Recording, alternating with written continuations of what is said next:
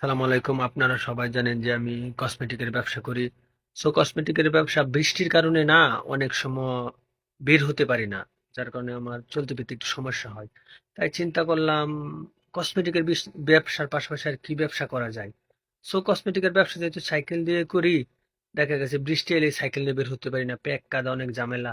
তাই মনে মনে একটা প্ল্যান করলাম যে জিরো চিপস, কাঁচা চিপস গুলা মার্কেট থেকে কিনে এনে ভেজে মশলা দিয়ে, চিনি দিয়ে, এগুলা যদি একটা কাগজে ভরে 5 টাকার প্যাকেট করে কাগজে ভরে একটা বস্তায় ভরে নিয়ে গ্রামে যাই, আর এসব মাইক দিয়ে মাইকিং করে, হ্যাঁ, যদি বাচ্চাদের কাছে চুল দিয়ে বেশি, তাহলে আশা করি আমি ভালো একটা বেনিফিট পাবো।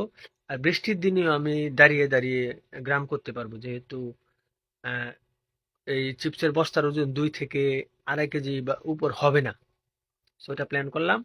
এখন আমার এই মাইকটা আগে ছিল কসমেটিকের ব্যবসার জন্য। এই মাইকটা এই নষ্ট হয়ে গেছে। এখন আমি কঠিয়াদির বাজারে যাব, প্রথমে একটা মাইক কিনবো। তারপর হচ্ছে এই যে চিপস গুলা মাপার জন্য, মানে চুল গুলা মাপার জন্য, মেপে যাতে সঠিকভাবে জিনিস দিতে পারি, বা চুল মাপে যাতে সঠিক মূল্যটা দিতে পারি, তার কারণে এমন একটা মিটার কিনবো। সেই মিটার কিনবার জন্য, মাইক কিনবার জন্য, আর কিছু কাঁচা চিপস আর মশলা কিনবার জন্য এখন আমি কঠিয়াদির বাজারে যাব। সো আপনাদেরকে সবকিছুই দেখাবো। আপনারা আমার জন্য দোয়া করবেন, আমার ব্যবসার জন্য দোয়া করবেন।